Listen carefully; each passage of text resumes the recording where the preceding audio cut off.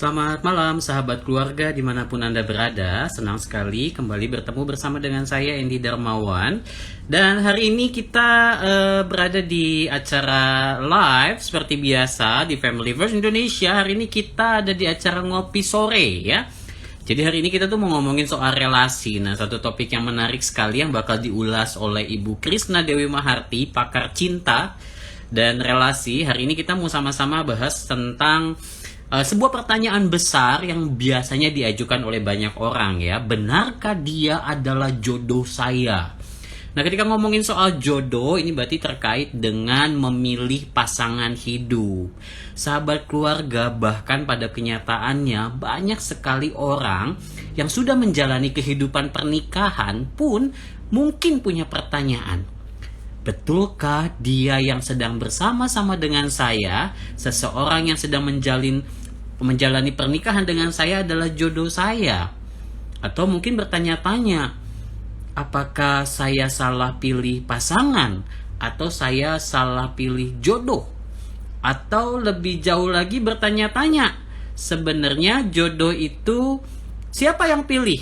Tuhan yang pilih? Atau saya yang pilih? Jadi benar nggak nih? Coba yang udah punya suami, yang udah punya istri, saya mau tanya, yakinkah Anda bahwa seseorang yang bersama dengan Anda adalah jodoh Anda? Halo Bu Krisna, selamat malam. Halo Pak Andy, selamat malam. Waduh, Bu Krisna nampak cerah banget hari ini ya kelihatannya ya. Terima kasih. Lah dibilang pakar cinta tadi. Pakar cinta ya, bukan cuma pakar cinta nih kayaknya Bu Krisna tuh benar-benar Dewi Cinta. Oh, karena Aduh, Dewi ya, cinta. Iya. Krisna Dewi Maharti ya, itu kalau dijelasin namanya Bu Krisna tuh pasti banyak orang terkagum-kagum. Jadi kita nggak perlu jelasin. Bu Kris, minggu lalu kan Bu Kris udah bahas tuh soal bagaimana memilih pasangan hidup ya kan. Bu Kris udah kasih tahu kita betapa ada kriteria-kriteria yang perlu diperhatikan ketika kita memilih pasangan hidup. Dan hari ini topik kita adalah, betulkah dia jodoh saya?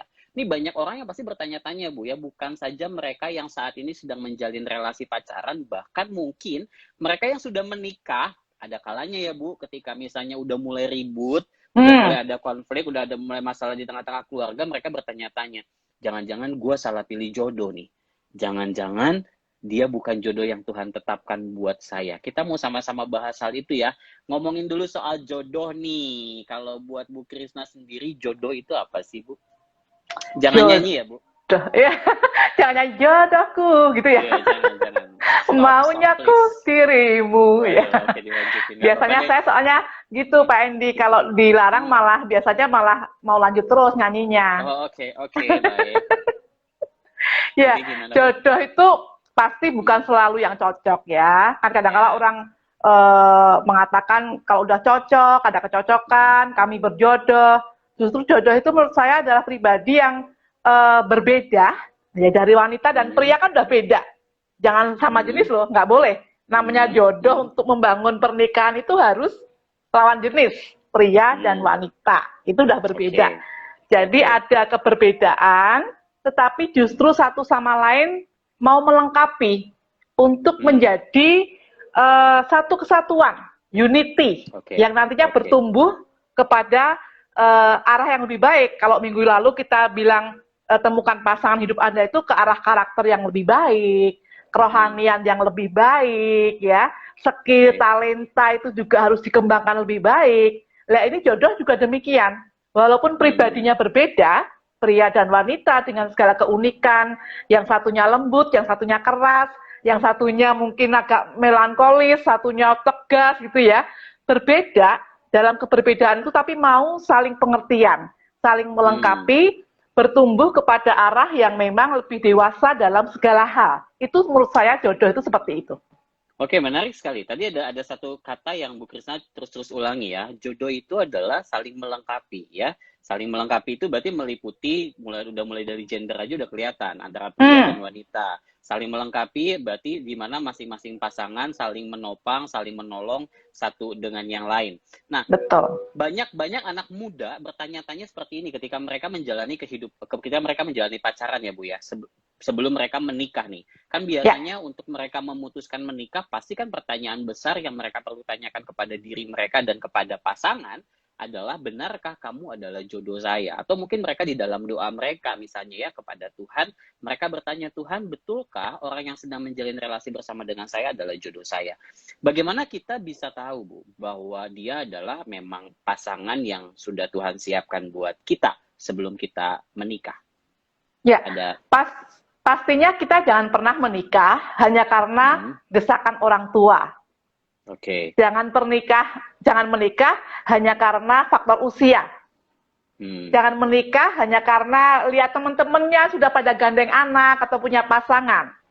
Jangan menikah hanya karena faktor dorongan biologis. Ini alasan-alasan yang sebetulnya tidak boleh untuk mendasari sebuah komitmen pernikahan. Jadi untuk tahu betulkah itu jodoh dari saya, kita harus lihat bagaimana dia mau diajak berjuang untuk bertanggung jawab, untuk membawa kita kepada keluarganya. Dia juga mau dikenalkan kepada keluarga kita. Itulah sebetulnya ada tanggung jawab. Nggak main-main ini. Bukan sekedar kita tertarik secara fisik, apalagi seksual. Bukan sekedar kita karena cakepnya, gantengnya, cantiknya. Nanti kalau narkoba bagaimana? Nanti kalau seks bebas, orientasinya hanya sekedar fisik, wah dia bagus tuh loh ya, bodinya, aduh kalau deket dengan dia, aduh semua mata memandang. Ini alasan-alasan yang sangat duniawi yang jangan dipakai untuk memilih ini jodoh atau bukan. Jadi ketika mau memilih jodoh itu memang secara fondasi yang paling prinsipil pastinya secara iman harusnya dia bertumbuh secara kerohanian yang lebih baik. Ya, dalam doa-doa mereka, dalam kehidupan religius dia dengan Tuhan, kemudian dia juga bertumbuh menjadi pribadi yang lebih baik. Minggu lalu kita sudah bahas ya bahwa kalau kita yakin itu pasangan kita, cinta itu harus menjamin masa depan. Cinta itu harus menguatkan pribadi kita lebih baik.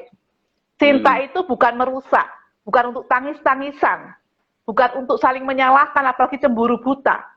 Ya, jadi temukan jiwa-jiwa yang sehat, tidak membohong, tidak narkoba, komunikasinya juga bisa nyambung, secara karakter kita semakin dewasa, karena cinta itu harusnya membuat kita menjadi pribadi yang lebih baik. Jadi itu yang sebetulnya kriteria untuk ini jodohku, minimal ya, paling gampang ya, kita secara iman tuh sama dan kemudian berkembang bertumbuh, lebih mencintai Tuhan, dan dia memang siap untuk membawa kita kepada orang tuanya, dia pun siap untuk kita bawa kenalkan dengan orang tua kita, dan kemudian dia bertanggung jawab untuk mau berjuang demi masa depan, untuk menjamin kehidupan kita jauh lebih baik. Cinta itu menjamin. Oke, menarik sekali. Berarti ketika berbicara soal relasi yang sehat, itu berarti berbicara di mana masing-masing pihak dari pasangan ini sama-sama bertumbuh, dan itu bisa menjadi salah satu indikasi bahwa memang dia adalah pasangan yang tepat, atau istilah lainnya kita sebut sebagai jodoh. Nah, kalau menurut Bu Krisna sendiri di dalam relasi berpacaran, ketika mereka berkomunikasi, ketika mereka membicarakan hal-hal tertentu terkait dengan masa depan, apa sih yang sebaiknya menjadi topik pembicaraan sehingga sampai akhirnya kemudian kita bisa menemukan nih apakah dia adalah jodoh saya misalnya, apakah memang dia adalah orang yang mau bersama-sama bertumbuh bersama dengan saya. Gimana kalau menurut Krisna? Wah, ini pertanyaan yang bagus Pak Endi. Yang kadang-kala orang untuk mau menikah itu pada dilupain. Banyak yang lupa bahwa ketika membangun pernikahan itu harus punya visi.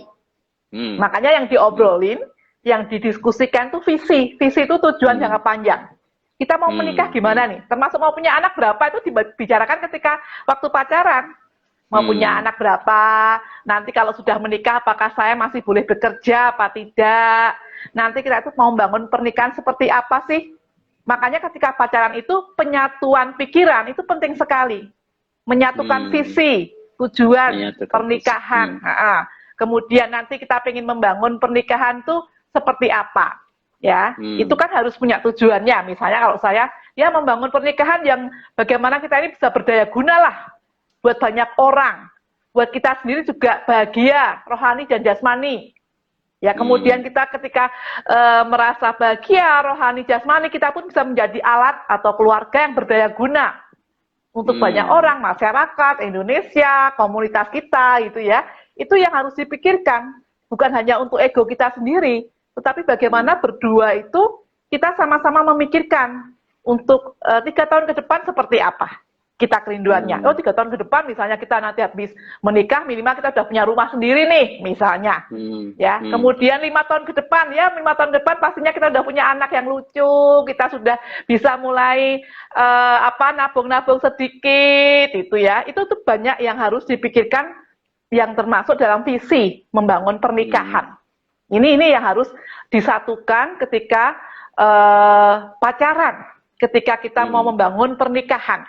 Termasuk nanti ketika keuangan, bagaimana memanagenya, kita mau nabung berapa persen, mau untuk nyicil rumah berapa, mau untuk yang sekunder kendaraan berapa, siapa yang pegang uangnya nanti, apakah dua-duanya pegang, ataukah ada satu posnya yang kuat di istri atau di suami, supaya nanti nggak bingung, termasuk kemudian gajinya berapa, kalau sudah benar-benar mau menikah harus tahu bahwa pendapatan calon saya sekian, kira-kira nanti kita sisihkan berapa. Bukan masalah hitung-hitungan loh. Ini masalah untuk kita menyatukan pikiran demi masa depan yang memang kita mau raih bersama. Tujuan yang mulia, kehidupan pernikahan yang positif ya, tentu saja yang sehat. Gitu. Betul, wow, ini menarik sekali ya. Jadi memang ketika sahabat keluarga ini khususnya yang belum menikah, yang sedang menjalani masa-masa pacaran, yuk udah mulai mikirin sesuatu yang lebih jauh terkait dengan visi yang tadi Bu Krisna ungkapkan. Karena itu menjadi satu topik yang penting untuk didiskusikan bersama dengan pasangan, untuk kita bisa tahu apakah memang dia adalah orang yang tepat, yang memang Tuhan sediakan untuk kita ya. Tapi pertanyaan lebih lanjutnya begini Bu, ini kan banyak pasti viewers yang lagi nonton kita hari ini bukan yang sedang pacaran ya, yang udah menikah nih Bu ya. Jadi sahabat keluarga yang udah punya pertanyaan, boleh ditulis di kolom komen, tanya sama Bu Krisna, mumpung Bu Krisna mau jawab apapun yang sahabat keluarga mau tanyain ya, asal jangan suruh Bu Krisna nyanyi ya, nanti satu album bakal panjang. Oke, Bu Kris, salah satu pertanyaan yang acap kali ditanyakan nih, misalnya oleh orang yang sudah menikah adalah begini, apakah mungkin kalau saya salah pilih pasangan? Apakah mungkin kalau saya ternyata menikah dengan seseorang yang bukan jodoh saya? Gimana menurut Bu Krisna? Ya, kalau menurut saya, kalau sudah menikah, jangan berpikir ke arah situ. Kalau kita berpikir ke arah apakah ini salah atau benar, itu waktu memang kita pacaran, itu dicek. Saya bisa enggak ya mentolerir setiap kelemahan dia. Minggu lalu kita sudah omongin ya, misalnya kelemahan dia. Kalau kelemahan dia memang pemabuk, kemudian minum narkoba, KDRT, ya tentu itu sesuatu hal yang menjadi pertimbangan yang sangat-sangat untuk kita lanjut apa tidak itu ya, karena masa depan kita dipertaruhkan ya. Tetapi kalau cuma sekedar, kemarin saya bilang kalau suami saya itu orangnya agak lambat, listriknya mati bisa 2 minggu, genteng bocor bisa mungkin sampai sebulan gitu ya, itu kan bagian yang sebetulnya kita perlu tolong, yang kita bisa lah untuk toleransi dan terima, karena di balik semua itu banyak kelebihan-kelebihan juga. Tetapi kalau sudah menikah kemudian berpikir seperti kayak Pak Edi tadi, waduh aku salah nih ya pilih jodoh, menurut saya ini nggak bijaksana, bahkan nggak boleh. Karena kalau kita hanya berpikir ke seperti itu, nanti membuat kita nggak bersemangat, kemudian ujung-ujungnya kita mau cari alasan untuk berpisah, kan nggak bisa seperti itu. Justru ketika kita menemukan banyak kekurangan dalam pasangan kita ketika sudah menikah, mari kita berpikir apa yang bisa saya bantu. Ini nggak boleh didiamkan, apa yang harus saya tolong. Apa sih yang sudah saya berikan ke dia, supaya lebih baik lagi. Kalau mau berpikir bahwa, aduh salah ini, itu waktu pacaran, jangan lanjutkan. Wah ini salah ini. Saya nggak mau nanti anak-anak saya dapat bapak yang teriak-teriak, yang cemburuan, yang menghina-hina saya. Ini nggak layak buat anak-anak saya di depan misalnya. Saya mesti harus ambil keputusan untuk sampai di sini saja. Ini salah nih jodohnya. Itu waktu masih pacaran, silahkan. Makanya kalau pacaran itu kita harus buka lebar-lebar. Mata kita, telinga kita, cari informasi yang benar-benar, buka mata untuk melihat setiap karakter yang dari dalam. Tetapi kalau sudah menikah, kadang-kala kita harus menutup sebelah mata, Pak Endi. Artinya kelemahannya itu ya kita terima lah, dan kemudian kita jadikan alasan untuk kita mengatakan salah jodoh. Itu nggak bijak. Oke, nah ini menarik sekali nih ya, dan memang acap kali itu yang dijadikan sebagai sebuah alasan untuk misalnya memikirkan perpisahan dari sebuah pernikahan. Bu Krisna hari ini ngingetin kita lagi, justru kalau sudah menikah, masing-masing harus sama-sama berjuang bagaimana mempertahankan, bagaimana memperbaiki, dan bagaimana bisa sama-sama saling bertumbuh. Sekali lagi saya mau ngingetin sahabat keluarga yang punya pertanyaan, jangan sungkan-sungkan bertanya nih. Mumpung Bu Krisna pakai baju warna merah, katanya kalau merah itu artinya berani ya. Jadi apapun pertanyaannya pasti Bu Krisna akan jawab dengan berani ya. Bu Krisna pasti nggak akan takut-takut. Bu Kris, sekarang saya mau tanya soal doa nih, soal doa ya. Kadang ketika kita misalnya sedang berpacaran, atau seseorang sedang berpacaran atau sedang berharap bertemu dengan jodohnya, kan katanya salah satu hal yang bisa kita lakukan adalah meminta kepada Sang Pencipta ya. Betul. Seseorang yang menyiapkan jodoh untuk kita. Nah, kalau bagi Bu Krisna sendiri seberapa penting sih peran doa atau peran ibadah itu sendiri ketika kita sedang mencari jodoh? Waduh, itu sangat vital. Artinya sangat penting. Pengalaman saya sendiri juga ketika saya mau menentukan jodoh saya gitu ya, untuk sampai bilang ketika ditembak, ketika ditembak itu sampai bilang iya, itu ya memang benar-benar saya doakan gitu ya. Saya minta ke Tuhan, apakah memang ini jodoh dari Tuhan? Ya, kalau memang jodoh, misalnya saya temukan dong pada hari ini, jadi mintanya tuh nggak muluk-muluk. Benar, misalnya orang yang sudah saya rindukan tuh ketemu, misalnya di perpustakaan gitu ya. Kami kan memang sebetulnya satu kampus ya, gitu ya, fakultas hukum suami saya. Jadi kadang waktu itu saya sudah memikirkan dia, karena kami sama-sama di senat mahasiswa. Aduh, saya kok senang dengan dia ya. Ternyata dia pun ternyata hatinya sama. Kemudian saya bilang ke Tuhan, kalau memang dia jodoh, saya ditemukan dong hari ini, yang memang tidak kami sengaja.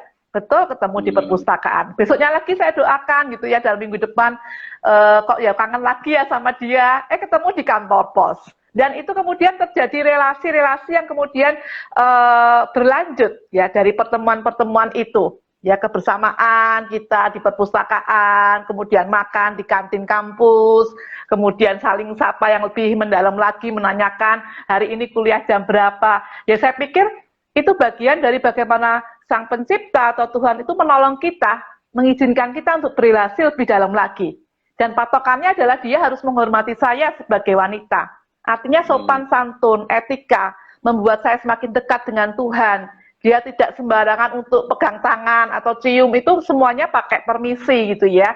Dan tidak langsung baru sebulan nyosor, minta 3 bulan sudah aneh-aneh.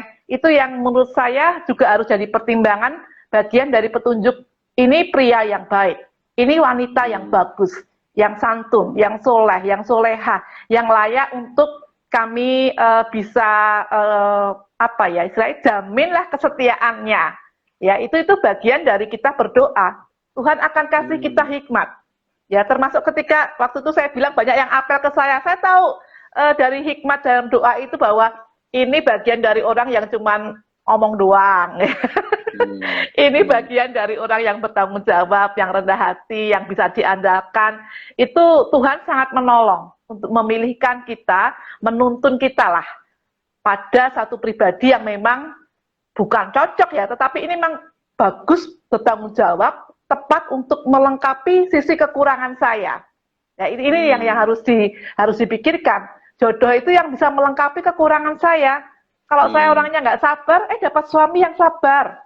Ya, saya orangnya banyakan ngomong, dia lebih tenang, lebih kebapaan. Nah, itu yang mengisi seperti itu loh.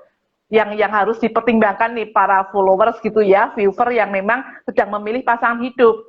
Jangan sampai Anda orangnya tipikalnya nggak dewasa pemalas, dapat juga orang yang kekanak-kanakan, perang itu nanti ujung-ujungnya nggak bagus, nggak membawa kepada pertumbuhan. Gitu Pak Endi kira-kira. Oke, menarik sekali ya. Jadi memang ketika ya yang pasti segala sesuatu di dalam hidup kita nggak boleh melupakan bahwa kita membutuhkan Tuhan untuk menuntun kita, termasuk ketika kita mencari jodoh gitu ya Bu Krisna ya. Karena segala sesuatu yang sudah dimulai dengan baik pasti kita akan mencari seseorang yang juga baik dong. Bukan cuma sekedar baik. Segala sesuatu yang dimulai dengan benar, pada akhirnya kita juga akan mencari seseorang yang benar. Yang tadi Bu Krisna tadi tekankan tuh, jangan cuma lihat fisik, jangan cuma lihat kepopulerannya, tetapi justru ketika kita berdoa, kita meminta Tuhan boleh menuntun kita kepada seseorang yang nanti bersama-sama dengan dia kita akan bertumbuh, karena itu akan mempengaruhi relasi kita selanjutnya. Nah, pertanyaannya seperti ini Bu, selain doa, ada hal lain yang bisa mensupport kita untuk kita bisa bertemu dengan jodoh yang tepat? Misalnya ya, sejauh mana sih peranan pendapat dari keluarga atau mungkin pendapat dari sahabat-sahabat kita atau mentor kita akan menolong kita untuk bisa lebih bisa memfilter dengan cukup baik lah ketika kita memilih dan menemukan jodoh kita. Menurut Bu Krisna gimana? Ya, itu sangat sangat besar sekali juga manfaatnya. Makanya sebelum saya bilang iya ya untuk menjadi pacarnya pun saya selalu minta izin ke orang tua ya gitu ya. Artinya bahwa ada nih Pak Bu yang naksir saya, orangnya asal ini gitu ya. Kemudian dia adalah bapaknya ini, bapak ibunya, kemudian sekian berkeluarga, dia secara karakter bagus, secara kerohanian bagus. Ya wes lah Dok, kalau orang tua saya gitu, ya udahlah enggak apa-apa, dicoba gitu ya. Yang penting jaga kesucian hidup. Kekudusan itu harus tetap dijaga, ini yang paling penting. Ya, supaya ketika nanti kita tahu bahwa oh dia bukan jodoh kita pun bisa dengan kelembutan, dengan kebaikan kita melepas dia untuk kita bisa memperoleh yang lebih baik lagi. Ya, ini yang selalu orang tua saya tekankan gitu ya. Nggak apa dicoba gitu ya, dicoba untuk berteman dekat gitu ya, kamu saling mengenal dulu, dan nanti kemudian ya kita terus juga orang tua doakan. Jadi mentor, pembimbing, sahabat kita, orang tua itu kan orang-orang yang terdekat kita yang mengenal kita. Jadi mereka pun akan memberikan, oh ini cocok buat kamu orangnya keras kayak gitu, dia orangnya baik gitu ya, santun, lembut. Udah itu bagus itu buat kamu nak gitu. Nah itu bagian dari kita lebih yakin lah, mantep untuk memilih dia jodoh ataupun pasangan hidup kita kelak. Karena ini seumur hidup. Kalau kita nggak melibatkan Tuhan, kita nggak melibatkan orang-orang terdekat, aduh ini ikatan yang permanen ya, yang seumur hidup. Kita nanti bisa ketipu. Jangan-jangan kita hanya tinta buta. Jangan-jangan itu hanya keinginan kita dari hati, yang sudah lama pingin banget punya dari pasangan dia. Kemudian kita jatuh pada yang namanya kasmaran. Kadang-kala dia secara pribadi nggak bagus, misalnya penipu, suka bohong, terlambatan, itu kita pilih. Nah ini kan nanti kita sendiri yang rugi. Makanya peran doa, ya melibatkan Tuhan, orang tua, keluarga itu sangat-sangat penting untuk memilih pasangan hidup yang akan kita dampingi seumur hidup kita. Oke, Bu Krisna, ini ada sebuah pertanyaan ya. Boleh. Satu pertanyaan di chat ya. Dia bertanya kondisinya sekarang dia belum punya pacar. Dia bertanya seperti ini. Pertanyaannya adalah, saya pribadi sedang di titik bingung. Gimana sih cara mendoakan pasangan hidup? Kondisinya dia belum berpacaran nih. Seperti apa sih Bu sebenarnya? Mungkin kalimat apa yang bisa kita ungkapkan di dalam doa, atau gimana sebetulnya? Kapan kita boleh mulai mendoakan pasangan hidup? Kalau menurut Bu Krisna gimana? Ya, dulu saya juga begitu. Kita kan nggak selalu ada yang deketin juga, ada masa-masa kosong. Padahal udah pengen punya pacar. Jadi memang saya minta Tuhan. Sekali datang 7 ya Bu? Itu dia. Nah, pernah seperti itu, pernah juga kosong. Jadi kalau menurut saya, kita tuh harus jujur ya. Di hadapan Tuhan tuh harus jujur. Tuhan, saya rindu memiliki pacar, ya, yang bisa membuat saya semakin baik. Jadi permintaannya harus positif. Saya pikir kalau permintaan kita positif, tujuannya baik, ya, Tuhan juga mendengar kok. Tapi jangan juga buru-buru. Jadi selalu jujur, Tuhan saya rindu ya punya pacar, teman-teman udah punya pacar, saya kok belum. Padahal saya itu juga senang untuk dicintai. Saya senang diperhatikan. Tuhan tahu hati saya lah. Saya juga siap untuk membagi hati saya untuk mencintai orang lain. Jadi jujur di hadapan Tuhan, itu yang terpenting. Bilanglah bahwa Anda siap. Kalau Anda bilang siap di hadapan Tuhan, nanti jodoh itu datang, Anda pasti juga akan menghormati. Anda nggak sia-siakan. Tapi kalau Anda sendiri dengan diri Anda masih belum beres, masih bingung gitu ya, masih sibuk aku nih cantik enggak, iri hati ke teman, ribut sama orang tua, nilainya jeblok, kerja nggak becus, Lah nanti kalau dikasih jodoh tambah nggak karu-karuan gitu kan. Jadi kita cek dulu kedewasaan hati kita, kesiapan kita menerima kehadiran orang lain dengan segala keunikannya ya. Karena kan yang datang bukan pribadi yang kemudian sempurna seperti ekspektasi Anda. Minggu lalu kita sudah berpikir tentang kriteria nih, apa saja. Kadangkala kita punya kriteria 10 yang terpenuhi cuma 4. Nah, mau lanjut apa enggak? Nah, ini nih bagian dari kita juga meminta hikmat dari Tuhan. Wow, menarik sekali. Jadi sahabat keluarga nih pesannya penting banget ya. Sebelum Anda punya pacar, mungkin salah satunya adalah mulai coba lihat diri sendiri juga. Apakah sudah cukup siap untuk memiliki pasangan? Banyak pakar yang bilang kayak begini, sebelum kita mencintai orang lain harus dimulai dengan mencintai diri kita dulu sendiri. Mencintai dengan cara yang benar ya, supaya hati ini katanya, hati yang mudah patah ini, hati yang mudah terluka ini bisa cukup kuat menghadapi dunia yang kadang menggoreskan menggoreskan luka kayak gitu. Saya jadi ketawa lihat Pak Endi kayaknya ada sesuatu yang hati yang terluka ini, yang digoreskan, yang rapuh. Masalahnya banyak orang yang kadang kayak begitu Bu, nggak siap pacaran, terus gara-gara udah nunggu lama, kemudian siapa aja yang datang dia terima, dia nggak cinta dirinya, waktu diputusin, waduh itu jadinya galau, kemudian dia malah menjadi semakin terpuruk. Sahabat keluarga, ayo nih mumpung ada Bu Krisna, ditanya lagi yang mau tanya, jangan cuma sekedar kasih jempol, mumpung Bu Krisna pakai baju merah seperti yang saya bilang tadi. Bu Kris, ya. Kalau aku boleh tanya lagi kayak begini, ketika ngomongin soal tadi ya Bu Krisna tadi menekankan betapa pentingnya mendoakan seseorang yang menjadi jodoh kita. Itu sebaiknya dari kapan sih Bu kita? Oh ini ada yang tanya Bu, saya boleh pertanyaan orang aja ya. Bagaimana pendapat Ibu mengenai aplikasi jodoh? Nah, ini pertanyaan bagus nih. Bagaimana pendapat Bu Krisna mengenai aplikasi jodoh yang sekarang banyak dilakukan banyak orang? Apakah memungkinkan dijadikan jodoh yang tepat? Nih memang zaman sekarang tuh orang banyak cari jodoh online Bu ya, bisa ketemu orang dari luar negeri misalnya, karena kan jangkauannya luas. Setuju nggak Bu Krisna cari jodoh lewat online? Ya sebetulnya itu kan hanya sarana prasarana, sah-sah saja, tetapi bahwa dalam pelaksanaan prakteknya itu untuk membangun lebih serius tetap harus bertemu beberapa kali dan mungkin harus banyak kali. Artinya nggak bisa kita hanya sekedar kenalan di medsos tanpa ketemu fisik langsung, tanpa banyak berdiskusi, tanpa banyak melakukan kebersamaan yang positif loh ya, untuk lebih mengenal ke dalam hati. Jadi kalau aplikasi jodoh, toh sah-sah saja. Banyak juga yang harmonis kok ketemu, saling mengenal, kemudian temu darat gitu ya. Kemudian mengenal lebih dalam, kenalan keluarganya, hobinya, karakternya, dijajaki jalan bersama sebulan, 2 bulan. Kok ya bisa nyambung. Dan memang mungkin itu bagian dari sarana dia. Nggak semua orang sih pakai aplikasi jodoh. Kayak model saya kan dulu nggak pernah ada. Nggak tahu Pak Endi itu kadang nggak. Zaman dulu kan belum ada smartphone. Itu betul. Telepon aja masih telepon koin kayaknya kalau begitu. Betul. Kadang-kadang saya nelponnya itu pakai telepon di jalanan itu loh, pakai koin itu ya. Koin ya. Jadi itu sarana kemajuan teknologi gitu ya. Sah-sah saja nggak masalah. Tetapi bahwa prinsipnya Anda harus betul-betul mengenal lebih dalam. Dan mengenal itu nggak cukup hanya melalui aplikasi jodoh ataupun melalui media sosial saja.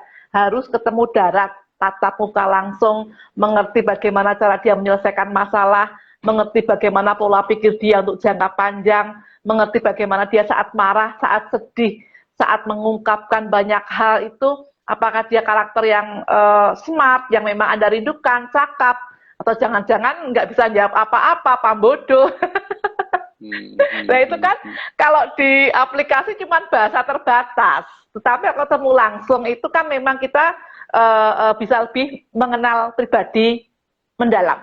Karena tujuan berpacaran untuk belum sampai kepada pernikahan itu kan pengenalan pribadi secara mendalam. Jadi silahkan kalau memang mau pakai aplikasi jodoh, tapi tetap harus ada berbagai macam diskusi, ketemu gitu ya, tukar pikiran, pengenalan yang lebih dalam melalui kebersamaan positif yang dibangunnya sebelum menikah. Wah, ini bagus banget nih. Jadi memang balik lagi ke pribadi kita ya. Jadi nggak apa-apa sih kita punya teman lewat aplikasi jodoh, tapi yang paling penting adalah kita juga harus lihat diri kita dulu apakah sudah cukup siap dan cukup sehat ya Bu ya. Karena kan Ya, banyak orang tuh mudah baper Bu ya, misalnya lihat apalagi yang namanya foto-foto di aplikasi jodoh tuh udah hasil editan Bu. Gitu kan ya. betul. Nah, dilihat dari angle mana kelihatannya cakep banget dan lain sebagainya ketika ketemu langsung ternyata tidak sesuai dengan ekspektasi misalnya. Itu baru masalah fisik aja Iya, harus ditutupin. Apalagi hal-hal lain yang namanya online, dia foto misalnya di mana nggak tahu itu bukan rumah dia foto kerja di mana nggak tahu bukan pekerjaannya. Betul nggak Bu?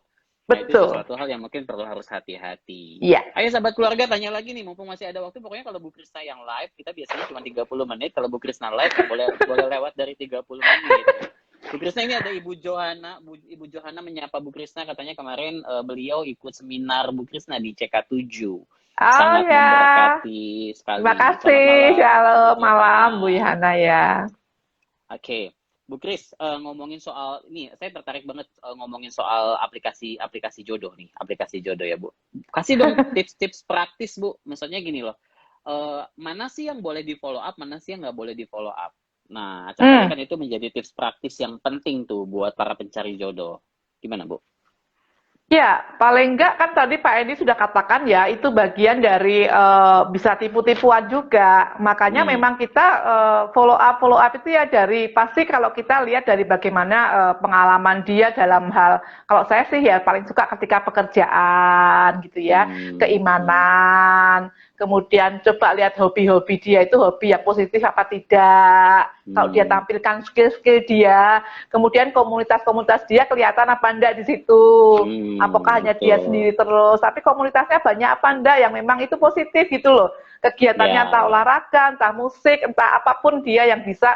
Saya pikir orang-orang yang akan sukses ke depannya itu ketika memiliki keahlian-keahlian dan juga tanggung jawab dalam pekerjaan, dalam keimanannya. Yang terpenting sih iman, kemudian dia punya masa depan yang cerah gitu ya, kan terlihat di situ. Nah itu nanti yang harus kita uji ketika temu darat, betul apa tidak gitu. Betul-betul setuju banget karena memang dunia digital zaman sekarang tuh sebenarnya kita cari informasi tentang seseorang tuh gampang banget lewat Instagramnya dia, kemudian kita bisa cek siapa yang follow dan dia follow, Ya, betul nggak Bu? betul. Siapa tahu ternyata ada teman kita, misalnya kita bisa korek banyak informasi. Ini ada pertanyaan dari Sari_Kartini_DJ. Bolehkah ajak teman bila baru mau ketemu dengan teman online untuk menghindari kejahatan? Gimana saran Bu Krisna? Lebih amannya ya memang boleh, sangat boleh gitu ya. Jadi dari situ kan juga kita bisa lihat reaksi dia. Kalau dia yang dewasa pasti akan welcome lah dengan teman kita. Oh temennya mari-mari mau pesen minum apa kalau dia punya duit ya. Jadi harus siap Bu ya. Iya siap gitu ya. Jadi kalau saya dulu gini ciri khasnya. Kalau dia menghormati saya, dia akan menghormati siapapun teman saya. Jadi pasti akan salam kenal, akan salaman, akan mendengarkan. Ketika kita masih ngobrol terus, dia sudah di samping, dia akan tetap mendengarkan, tidak menyela omongan saya dengan teman saya. Kemudian misalnya kita kenalkan, saya menyebutkan daerah mana. Oh daerah sini ya, wah makanan khasnya ini, dia bisa nimbrung. Dia bisa menjadi sahabat yang ramah dengan teman-teman kita. Itu bagian calon kita itu menghormati kita. Tapi kalau kita bawa teman kemudian dia manyun lah maunya berdua ini ganggu aja, itu kan sebetulnya kurang dewasa juga. Jadi saya sangat setuju ketika memang Anda membawa teman ya untuk keamanan, bukan satpam tapi untuk keamanan, bahwa memang bagian dari mungkin teman kita juga bisa menilai untuk bagus tidaknya calon kita ini ya, itu kan pasti yang kita bawa kan ke sahabat kita. Betul, gitu. katanya cinta itu buta ya Bu ya. Apalagi kalau cinta tuh semua hal kelihatannya bagus-bagus banget. Jadi kita butuh orang untuk bisa kasih masukan. Tapi tentunya teman yang diajak adalah harus teman yang dewasa ya. Kalau anak muda zaman sekarang kan takutnya bawa teman ntar ditikung katanya Bu di tengah jalan. Bukan sendiri saya, ya. Bukan saya yang jadian, malah teman saya yang saya bawa. Makanya kan dia pikir takut misalnya kayak begitu. Tapi nggak begitu lah ya. Kalau kita bertemu dengan orang yang tepat. Bu Krisna, waktu kita sudah mau habis nih. Jadi Bu Krisna boleh kasih tips-tips praktis buat sahabat keluarga yang saat ini mungkin sedang menggumulkan jodohnya. Kira-kira mungkin ada nggak langkah-langkah praktis atau tips praktis yang harus dilakukan? Silahkan Bu Krisna. Ya, pastinya pertama pasti supaya tidak keliru memilih jodoh, karena kita ini orang kan terbatas ya. Dari pengalaman kita, pengetahuan kita, kadang-kadang sepinter apapun orang itu kok ya bisa kepleset gitu memilih jodohnya. Entah ya toh itu bisa aja. Beberapa kali saya menemukan, aduh kok ya dia bisa kayak gitu ya. Padahal dulu saya bangga dengan dia. Dia anak yang luar biasa, kok ya bisa keliru ya memilih pasangan hidup. Makanya yang pertama tipsnya ya andalkan Tuhan. Ya, yuk Anda libatkan Tuhan karena dia yang tahu persis sisi hati yang terdalam manusia. Ya, dia akan tunjukkan hal-hal yang baik dan yang buruk. Libatkan Tuhan supaya Anda nggak salah pilih. Kemudian, yuk kita mau berproses. Proses dalam pacaran untuk mengenal, untuk termasuk mengenal keluarganya itu penting sekali. Jangan sampai mengenal keluarganya hanya ketika mau nikah. Tapi sebelum-sebelumnya itu ketika sudah yakin ini oke deh aku menerima cinta kamu, ya mulai kenal keluarga besarnya, ya latar belakangnya seperti apa, bapak ibunya, keluarganya, pendidikannya, ya keahliannya apa. Buat saya itu sangat penting ya. Kalau dulu tuh dinamakan bibit, bobot, bebet. Ya, bibit itu dari keluarga mana asal usulnya, bobotnya itu ya seperti apa gitu kan. Artinya bukan kita pilih-pilih yang merendahkan orang lain, tidak. Tetapi bahwa ini untuk sesuatu yang jangka panjang, seumur hidup harus diperhatikan. Ya, pendidikannya, karakternya, keimanannya gitu ya. Jadi libatkan Tuhan, kemudian kita harus berproses dalam pasaran yang sehat, dan yang ketiga pastinya dia siap diajak untuk berjuang dan setia dengan kita. Wow, itu nasihat yang super sekali buat sahabat keluarga yang lagi cari pacar. Bu Kris, ini kasihan ada satu orang yang udah bertanya. Boleh. Apakah teman online tidak seagama dilanjutkan apa tidak? Biasanya yang satu agama aja udah susah banget ya. Udah banyak pergumulan-pergumulan, udah banyak hal yang kita harus menyatukan perbedaan. Itu satu agama loh. Entah karakternya, entah keluarga besarnya, entah hobi-hobinya, entah seleranya, pola pikirnya. Jadi saran saya lebih bagus memang satu agama, satu keyakinan. Supaya lebih mudah bertumbuh, lebih sehat dalam Tuhan.